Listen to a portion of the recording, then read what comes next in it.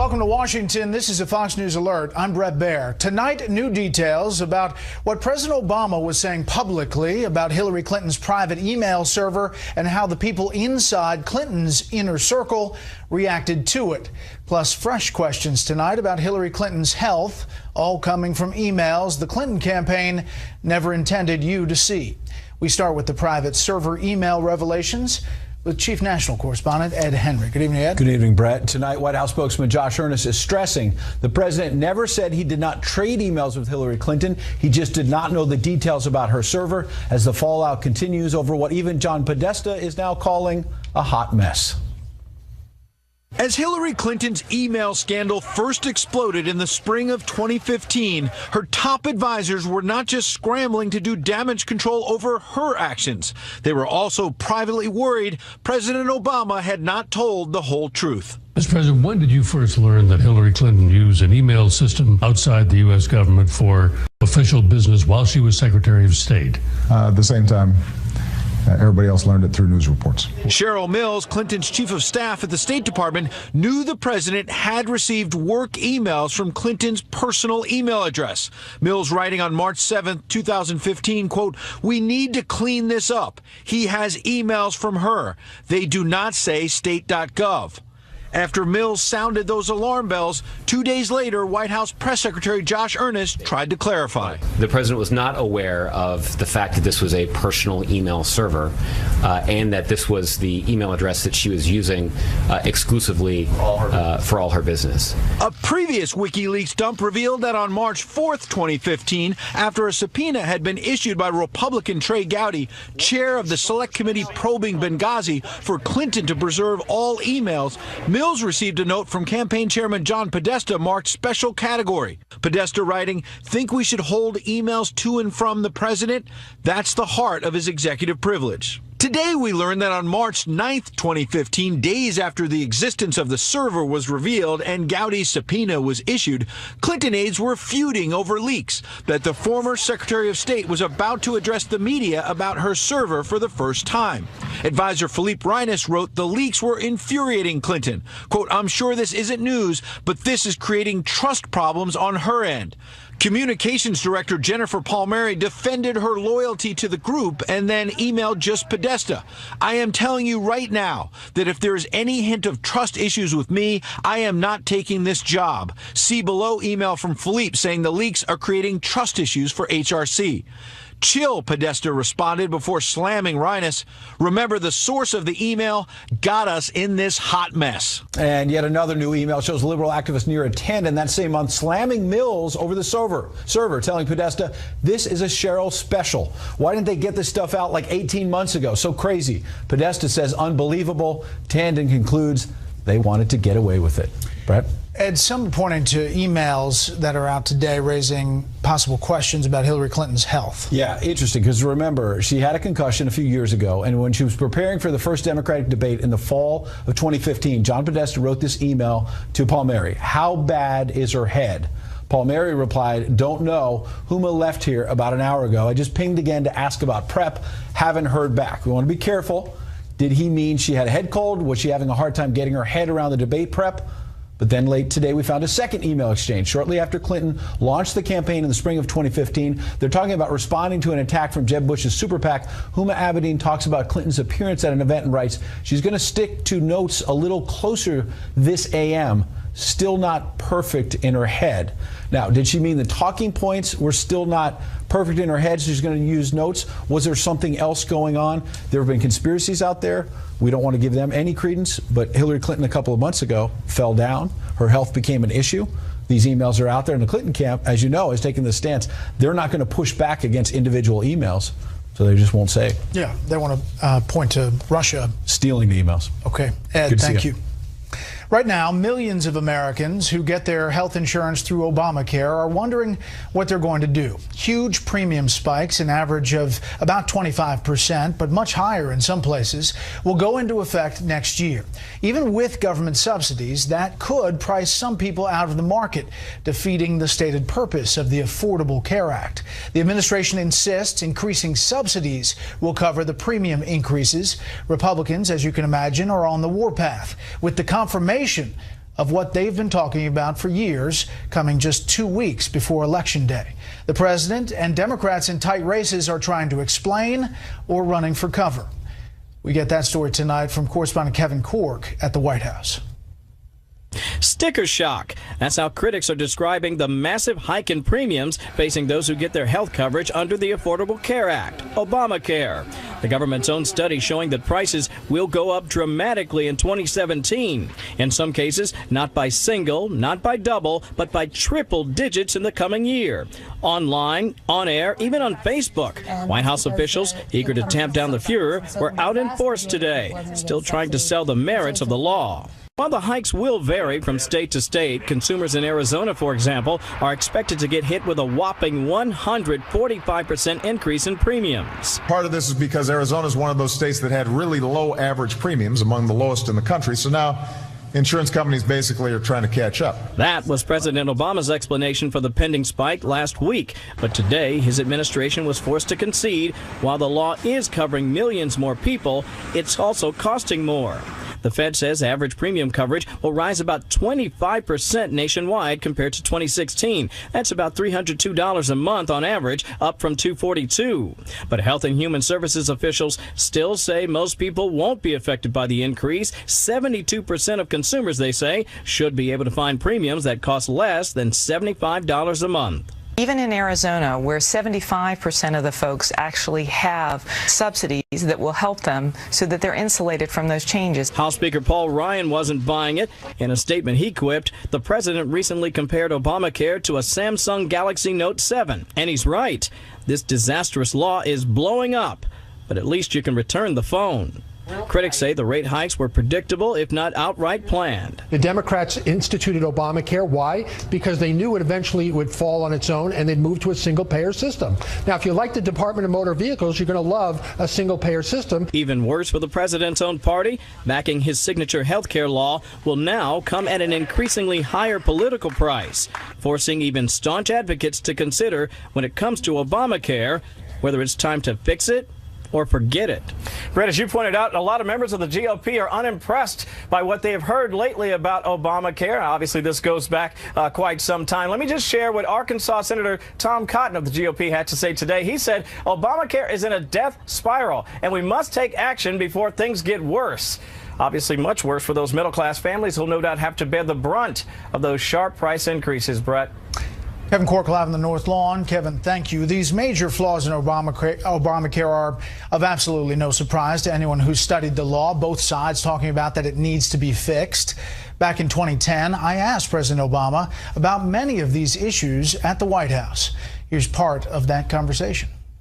What the American people care about is the fact that their premiums are going up 25, 40, 60%. And are we going to do something about it, Bret? The core of this bill is going to be affecting every American family. If you have insurance, you're going to be able to keep it. If you don't have insurance, you're going to be able to buy into a pool like members of Congress have. We're going to make sure that we've got delivery system reforms that strengthen Medicare, that are going to make sure that doctors and hospitals are providing better service and better care, and this is going to reduce the deficit. You guarantee that they're not going to be able to keep their doctor. Brad, you got to let me finish my answers. What we can't do is perpetuate a system in which millions of people day in and day out are having an enormously tough time, and small businesses are sending me letters constantly saying that they are seeing their premiums increase 40, 50%. Mr. President, you said Monday that you praised the Congressional Budget Office numerous times. You also said this proposal makes Medicare stronger, and you just said it to me here. Right. That makes coverage better, makes its finances more secure, and anyone who says otherwise is misinformed or trying to misinform you. Right. The CBO has said specifically that the $500 billion that you say that you're going to save from Medicare is not being spent in Medicare, that this bill spends it elsewhere outside of Medicare. So you can't have both. You either spend it on expenditures or you make Medicare more solvent. So which is it? Here's what it does. On the one hand, what you're doing is you're eliminating insurance subsidies within Medicare that aren't making anybody healthier but are fattening the profits of insurance companies. So that money goes back into Medicare, both to fix the donut hole, lower premiums, All those things are important, but what's also happening is each year we're spending less on Medicare overall, and as a consequence, that lengthens the trust fund and its availability for seniors. Your chief actuary for Medicare said this, that cuts in Medicare, quote, cannot be simultaneously used to finance other federal outlays and extend the trust fund. That's your guy. No, and what is absolutely true is that this will not solve our whole Medicare problem. We're still going to have to fix Medicare over the long term. Because it's $38 trillion Absolutely. in the hole. And that's the reason I put forward a fiscal commission based on Republican and Democratic proposals to make sure that we have a long-term fix for the system.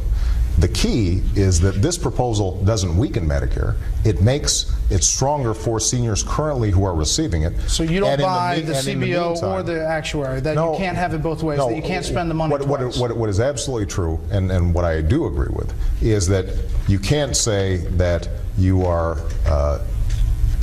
saving on Medicare and then spend the money twice. And just an update, the Medicare Hospital Trust Fund will have sufficient funds to cover its obligations until 2028, according to officials, 2 years sooner now than projected last year. Do you think Obamacare premium hikes will have any effect on this election? Let me know on Twitter at Bret Baier. Use the hashtag special report, or on Facebook at facebook.com/BretBaierSR. Tonight we take you to Texas, traditionally about as red as any state you can find. But the GOP dominance is in jeopardy right now, 2 weeks from Election Day. Correspondent Casey Stiegel tells us why from Dallas tonight. In a year of political firsts, add this to the list. For the first time since 1976, Texas is a toss-up state. A recent poll conducted by the University of Houston shows just a 3-point margin between Trump and Secretary Hillary Clinton. Plus, the real clear state average has Trump up just 6 points. Significant, explains Cal Gilson, a political science professor at Southern Methodist University, because Republican presidential candidates usually enjoy double-digit leads and wins here. That means a lot of Republicans are uncomfortable, they're dumbfounded, they're deeply concerned. And early clues from early voting gives Democrats even more reason to be optimistic.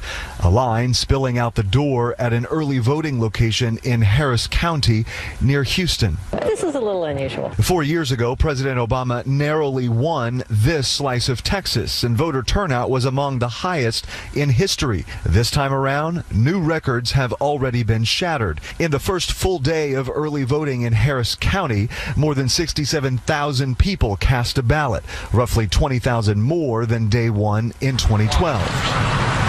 In Dallas, different county, same story. An 80% hike has been recorded with first-day voting totals. In and around Austin, almost a 100% jump. Gilson adds many establishment Texas Republicans just can't get behind this GOP nominee. There's real reluctance, and some of that reluctance will show itself in people staying home, leaving the top of the ticket blank. State Democrats see this as a golden opportunity. Being this close is a huge accomplishment for this party, and it is getting people excited because, you know, in a state like this that always has traditionally gone Republican. Analysts predict Donald Trump will still win Texas by 6 or 7 points, but that's nowhere close to Romney's sweep of 16 points 4 years ago. Bret?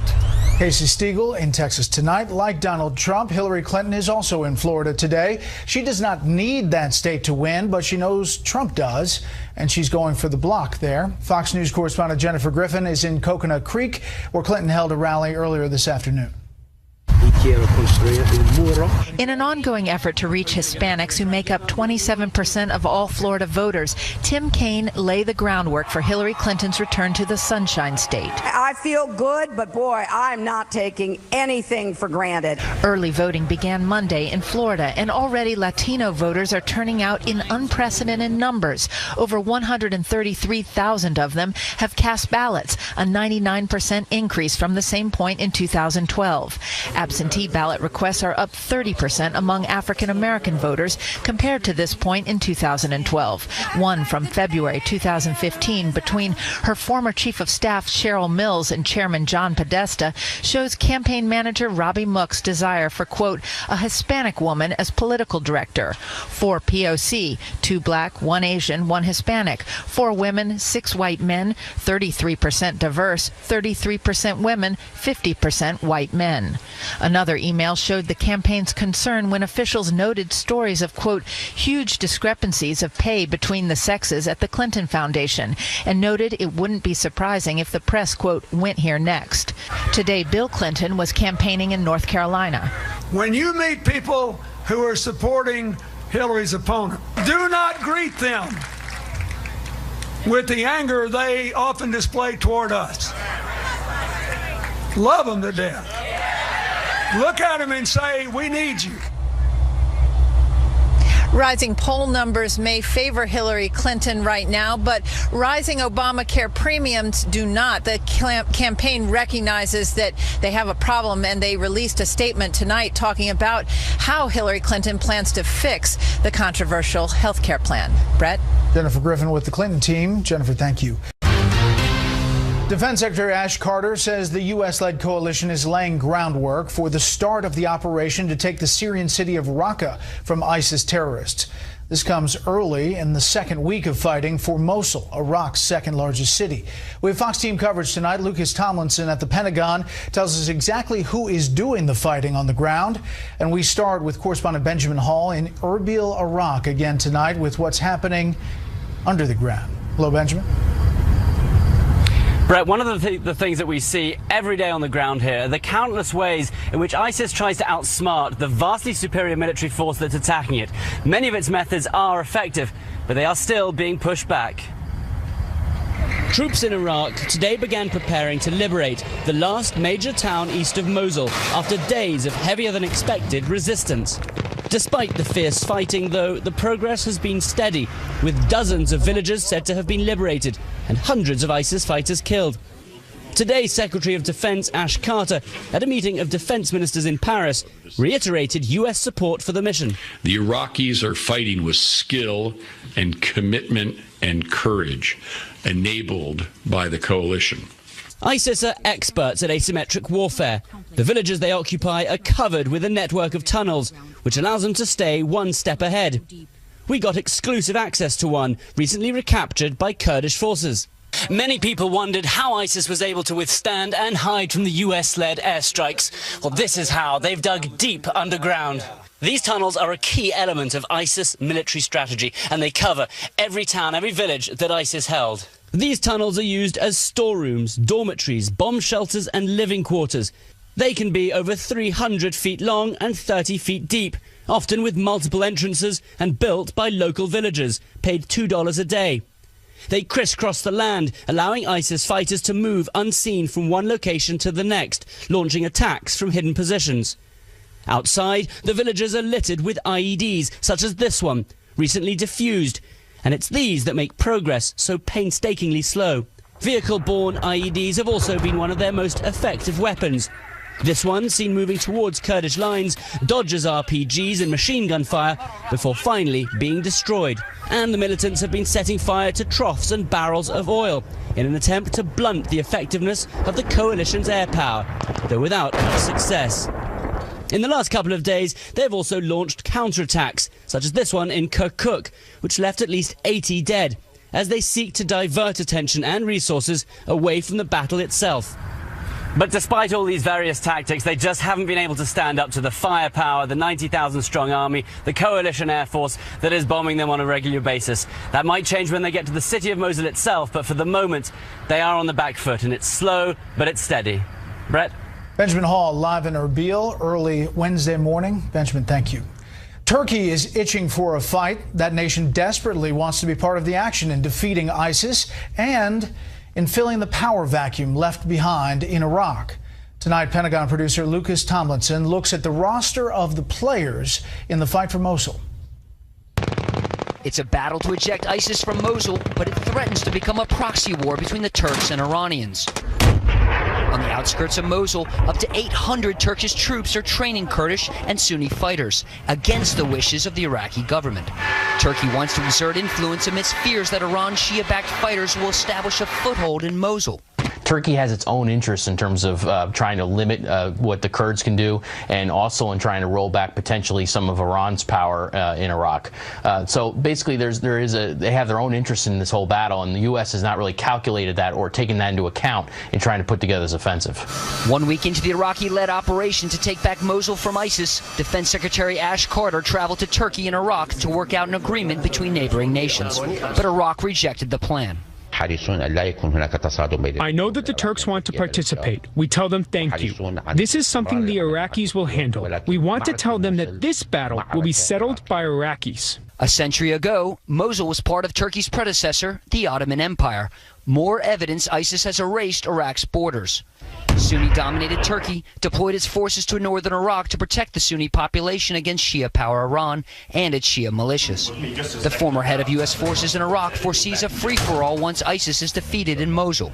The real issue here, though, is the issue of post-Islamic State governance. In Nainawa province, the capital of which is Mosul, a city of nearly 2 million people, this is the most complex human terrain in all of Iraq. Complicating matters are photos showing shadowy Iranian Quds Force commander Qasem Soleimani outside Mosul.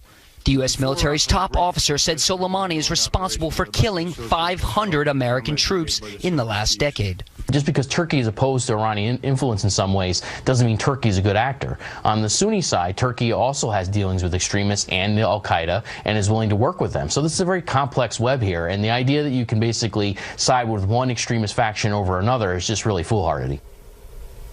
Pentagon officials say they are supporting Iraq's plan to retake Mosul from ISIS, but the nearly 200 U.S. Special Operations Forces on the ground working with Iraqi and Kurdish fighters are close to Iranian-backed militias, many who see America as an enemy. Bret? Lucas Tomlinson live at the Pentagon. Lucas, thank you.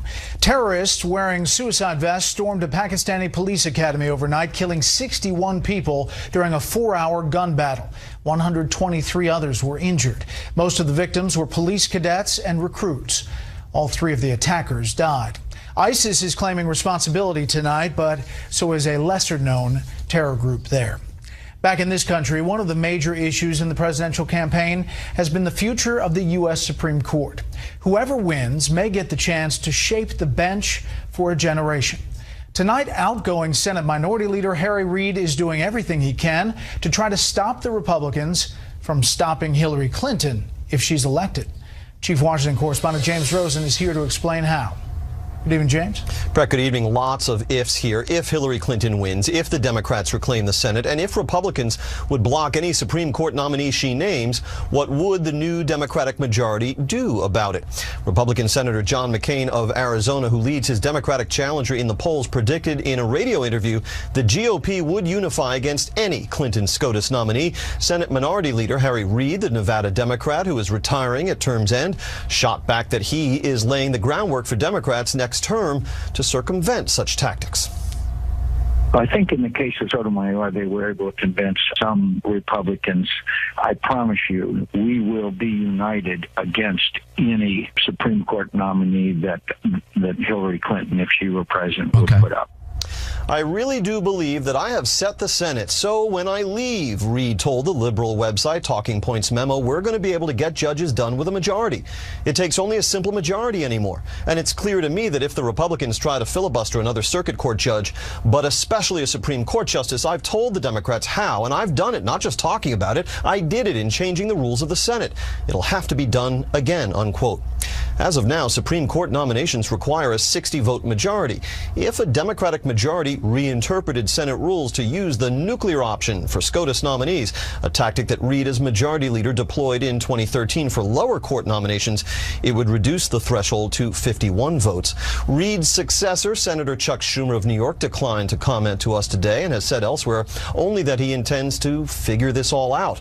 The question Schumer must weigh is whether Democrats want to be subjected to the nuclear option if and when Republicans reclaim the White House. Republicans this year have refused to act on President Obama's nomination of Judge Merrick Garland to succeed the late Justice Antonin Scalia, who died in February. Bret? James, thank you. More on this with the panel. Stocks were down today. The Dow lost 54. The S&P 500 was off 8. The Nasdaq dropped 26. Californians are voting on whether to legalize recreational marijuana. With that comes the problem of a stoned driving, how to define it and how to detect it.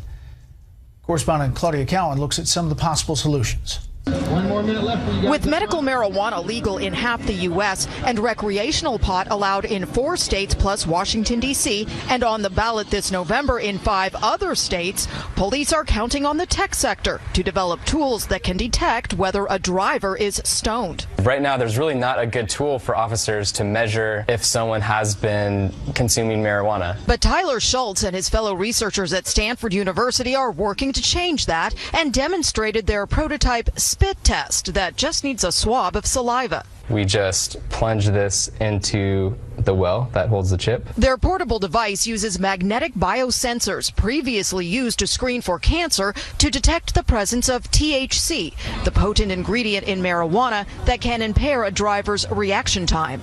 We believe that this will save lives of innocent people and the drivers themselves. You blow into this like that. At Hound Labs, a startup in Oakland, CEO Mike Lynn demos a breathalyzer that measures the amount of THC in a person's breath.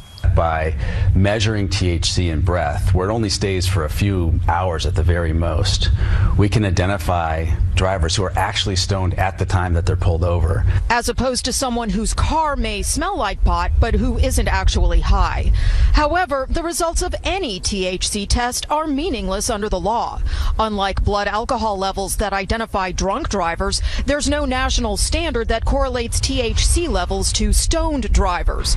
Law enforcement and policymakers are working on it. Marijuana affects drivers differently, and that's why it's very difficult to come up with fair and consistent guidelines regarding use. For now, researchers are forging ahead and conducting field tests so that by the time a legal impairment level is established, a roadside THC test will be standard police equipment. Bret? Claudia, thank you. Following up now on a story we brought you last night, Defense Secretary Carter says the Pentagon will resolve a dispute over government attempts to make some veterans repay their overseas service bonuses. It involves members of the California National Guard, and the issue has been going on for a decade. House Speaker Paul Ryan is urging the Defense Department to stop its efforts to recover the funds, which it says were wrongly paid. We are just 2 weeks away from Election Day. Can Donald Trump capitalize on the bad news about Obamacare? Will it change the current electoral trend seeming to benefit Hillary Clinton? We'll ask the panel after a quick break. They said 25%. Forget 20. You'll take 25%.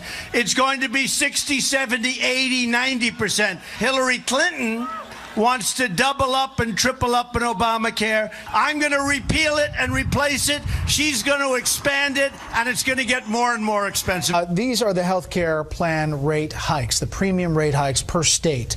Arizona, average premium increase for a benchmark individual plan, 116%. Study this map. There are a number of states here.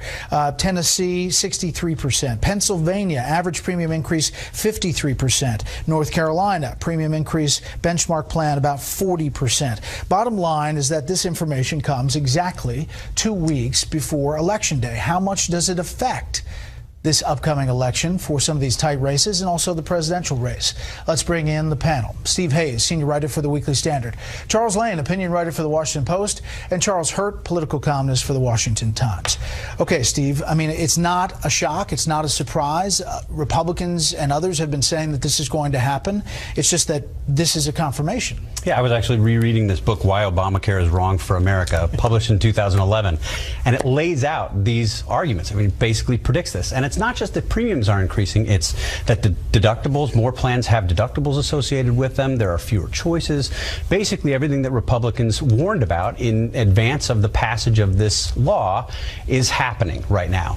I think it's a much better political issue for Senate candidates, Senate Republicans, than it is likely in the presidential race. That's not to say if I were advising Donald Trump, I wouldn't tell him to hit it every every single day, I would. He did hit it hard today. He hit it hard today. He should hit it hard every single day between now and Election Day. The problem with Donald Trump is back in the Republican primaries, he was basically defending, at least theoretically, single-payer health care, talking about how it works in Scotland and it works in Canada.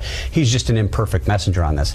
In the case of actually. Romney was absolutely an imperfect messenger on this. In the Senate, however, many of these candidates, virtually all the candidates, voted against this or have opposed it strongly ever since, voted in favor of repealing it. So they've got a much better argument, I think. Chuck.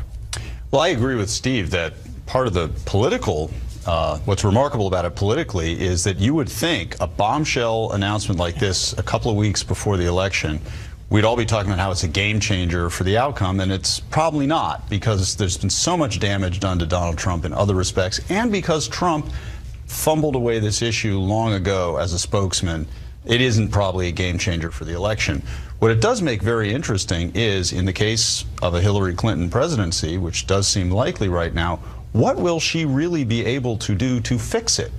Because the way to fix this is going to be to adjust the incentives so that more people start. The reason the rates are going up is that not enough people are enrolling. Right, and their solution, when you ask them that, is the public option. Or more subsidies, as Valerie Jarrett was saying. Another thing they don't talk about. Which, by the way, subsidies are coming from the federal government. Correct. And paid by taxpayer money. Correct. And subsidies are also why these rate increases will not necessarily translate into a hit of the pocketbook who are going to pay them. It's just more the taxpayers are going to have to pay. What I'm trying to say is all of that cannot be done without Republican cooperation. He may change the filibuster, but it's still going to be there for any legislation to do with Obamacare. And of course, the Republicans may retain control of the Senate.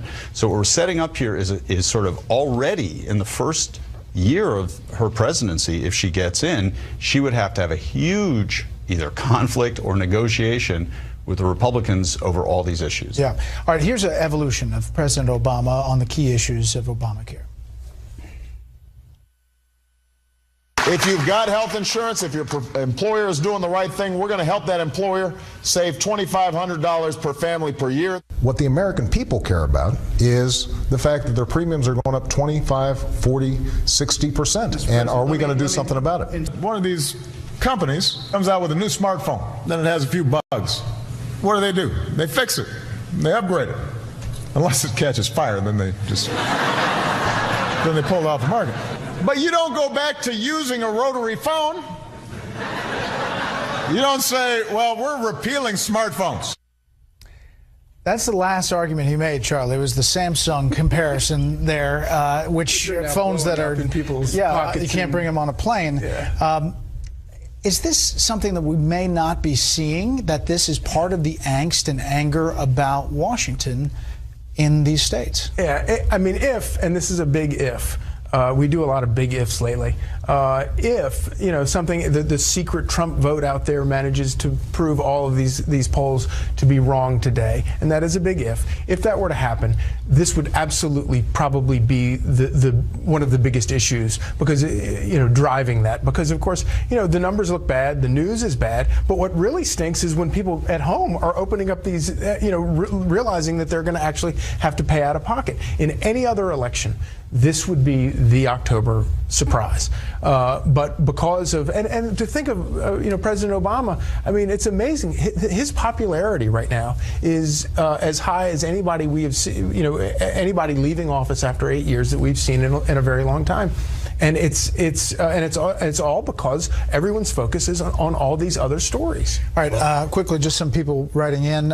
James Riley, yes, absolutely, it makes a difference. Very concerned that more of our money will pay for health insurance than to retirement savings. Christina, no, because we have Trump. Charles says it would have if Republicans had nominated a normal candidate, but here we are. Brian says, how can it not? This was shoved down our throats by Obama and a Democratic Congress. It was all a lie. Just some reaction there. Steve, for somebody like Senator Kelly Ayotte in New Hampshire, we're heading up there tomorrow. New Hampshire is one of these states where they're really affected by, especially by the number of insurers available. Does that change the trajectory in some of those races, the Senate races? I think it could. I mean, look, every Democratic candidate is going to be asked whether he or she supports this, whether supported it in the past, whether it's still something to celebrate or not. And I think in many cases they're going to want to back away from it, because if you're explaining, you're losing. I think, though, it does add to the broader sense that Washington is just broken. I mean, if you listen to the argument that Donald Trump has made on the stump and has really made from the beginning, it's an argument that nobody can do anything right in Washington. And you played the clips of the president. I mean, repeatedly making promises that we now have seen broken in the most obvious and predictable ways. And I think that does feed the general sense that Washington's just incompetent. We should point out that the administration says that the subsidies are going to increase along with these increasing premiums. But Chuck, very quickly, I don't think there's a family out there who's saved $2,500 per year per family. No, but there is some good news out of Obamacare, which is the number of uninsured is way down. So I think 9% of the population. He can brag about that legitimately. And secondly, health care costs, whether because of Obamacare or because of other things, have been growing much more slowly than people forecast. So it's not as if this last 8 years on health care is all the negative. But it's mostly a crummy economy. I mean, people saying health care costs are growing more slowly because the economy's been stagnant. I wouldn't necessarily go bragging about that. There are some cost containment provisions of Obamacare that played a role. And next up, a hefty price to get those other people insured. And Bill Clinton calls it crazy for small businesses. All right, that's all in there. And next up, the latest with WikiLeaks and what's happening with what the president knew, what he didn't know. Next.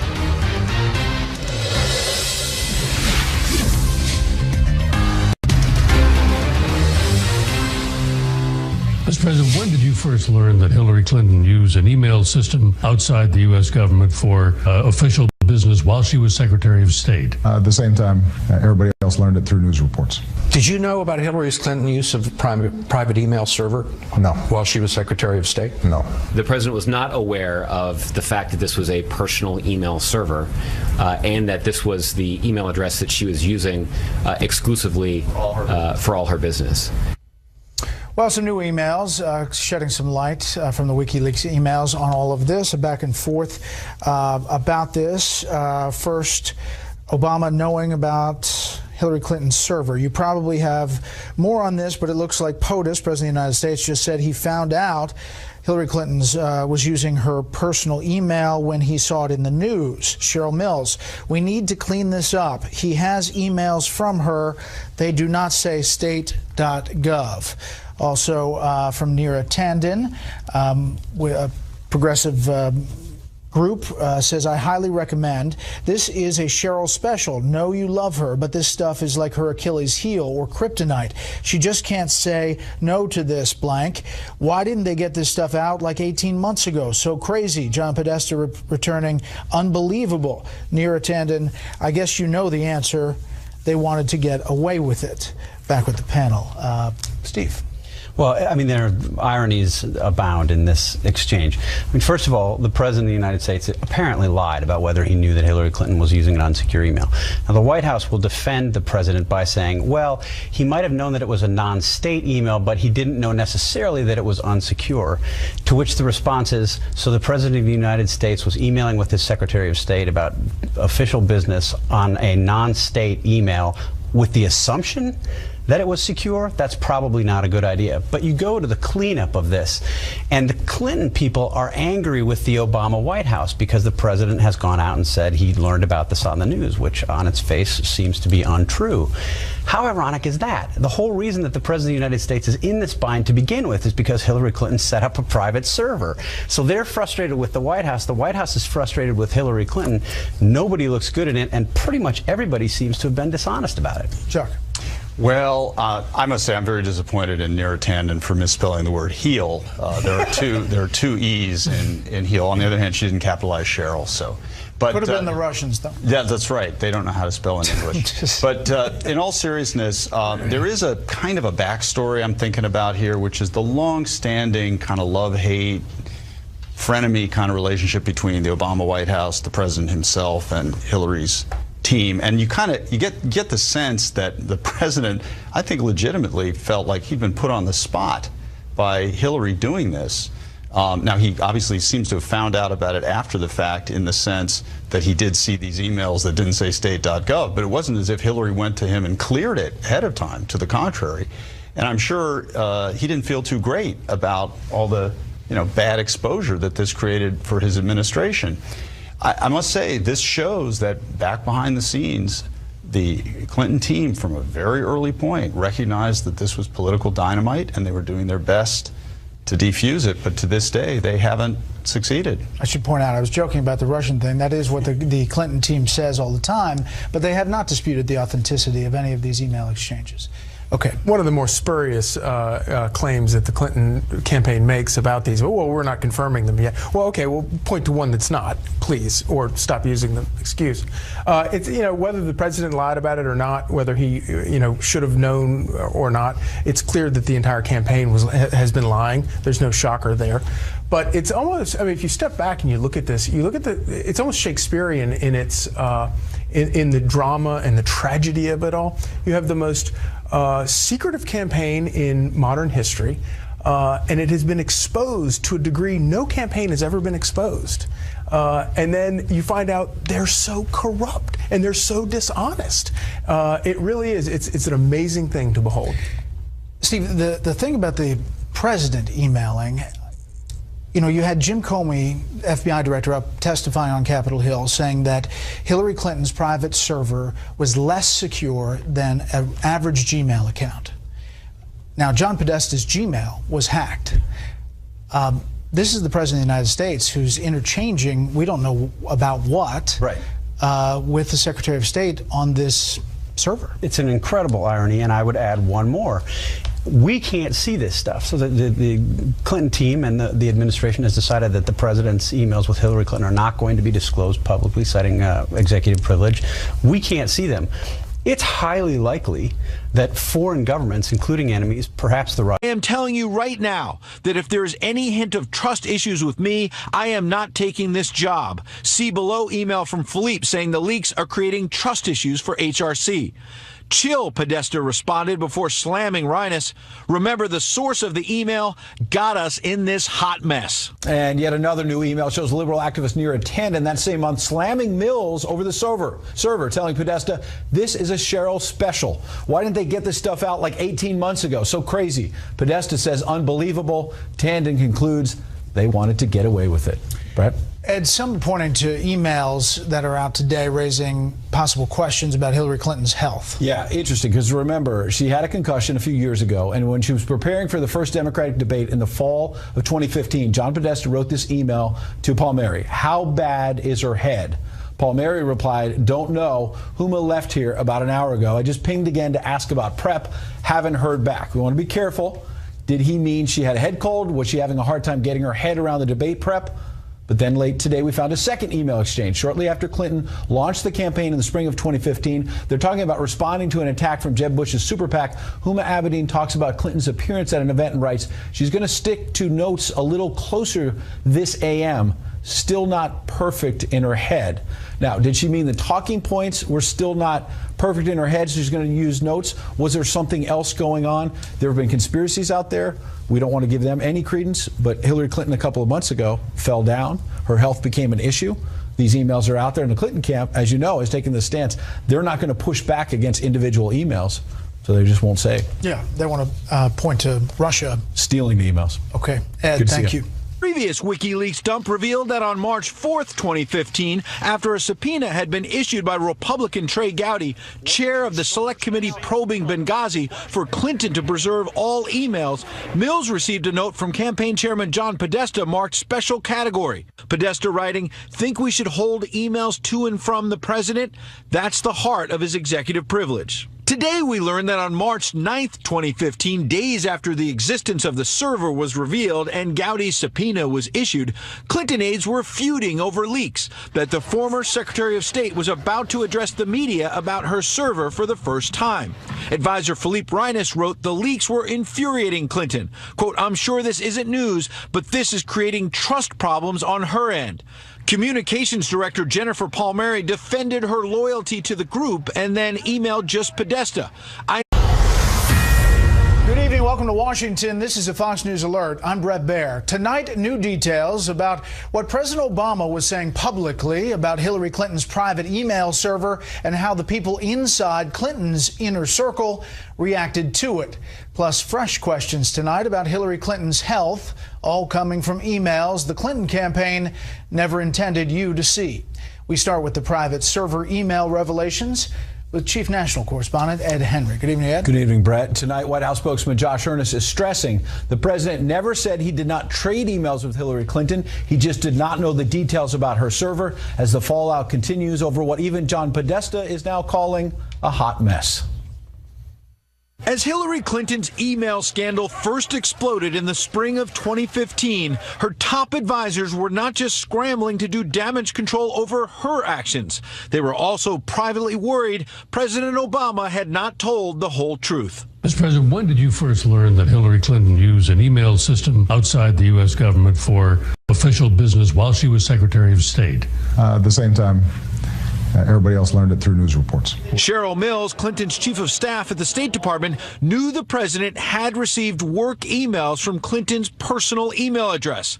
Mills writing on March 7, 2015, quote, "We need to clean this up. He has emails from her. They do not say state.gov.